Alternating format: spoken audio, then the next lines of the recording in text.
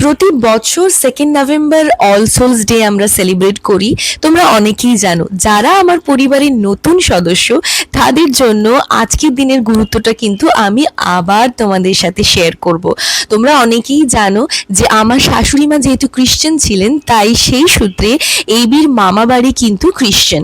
আর আজকের all Souls day দিনের গুরুত্বটা খ্রিশ্চান ধর্মাবলম্বী যারা তাদের জন্য কিন্তু খুবই গুরুত্বপূর্ণ।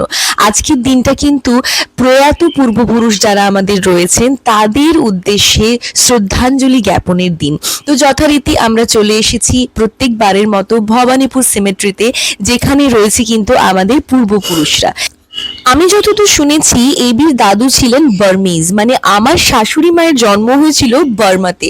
কোনো কারণে সবাই মিলে চলে এসেছিল চেন্নাইতে, তারপর কর্মসূত্রে কলকাতায়। তো সেই সূত্রে এখানে কিন্তু সবারই সমাধিস্থল কলকাতাতেই রয়েছে। তো এই যে সমাধিটা তোমরা দেখতে পাচ্ছ, এখানে দাদু, দিদা, এবির এক মামা সবাই এখানে সমাধিস্থ রয়েছেন। তো আজকের দিনটার গুরুত্ব হচ্ছে এটাই যে আমাদের যারা পূর্বপুরুষ, শুধু যে পরিবারের সদস্যরা তা নয়, এক্সটেন্ডেড ফ্যামিলিও যারা রয়েছে বা বন্ধু বান্ধবদের মধ্যে যে সমস্ত পূর্বপুরুষরা রয়েছেন সবার উদ্দেশ্যে কিন্তু আজকে শ্রদ্ধাঞ্জলি দেওয়া হবে।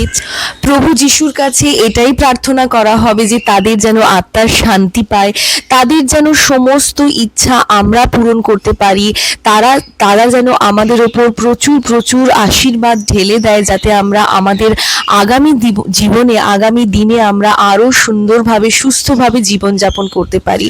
আজকের দিনে বহু দূর দূর থেকে মানুষরা আসে, অনেকের সাথে দেখা হয়, পুরো পরিবার মিলে একত্রিত হয়ে আমরা সবাই মিলে প্রেয়ার করি, অনেক গল্প করি, সবার স্মৃতিচারণায় আমরা মেতে উঠি।